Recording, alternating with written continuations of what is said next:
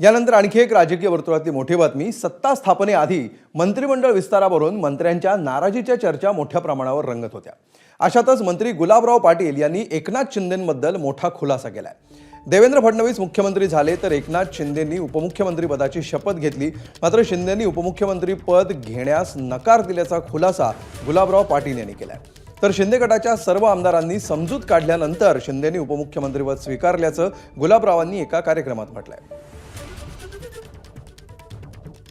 DCM होण्याकरता शिंदे साहेबांनी नकार दिला, त्यावेळेस टीव्हीवर बातम्या चालत होत्या, पण मी डीसीएम सरांना विनंती केली की आपण सत्तेमध्ये असलं पाहिजे, कारण की एकनाथ शिंदे नावाच्या चेहऱ्याने हे सरकार येण्यामध्ये फार मोठी ताकद होती, त्यामुळे तुम्ही सरकारमध्ये असलं पाहिजे। देवेंद्र भाऊ सुद्धा आपल्या काळामध्ये उपमुख्यमंत्री झाले होते, त्यांनी मोठं पण दाखवलं होतं, तर आपण सुद्धा यावेळेस मोठं पण दाखवलं पाहिजे आणि आपण डीसीएम पद घेतलं पाहिजे, कारण की शेवटी तुमचे दोघांचे विचार सारखे आहेत आणि त्यांनी सगळ्या आमदारांचा या ठिकाणी मान ठेवला।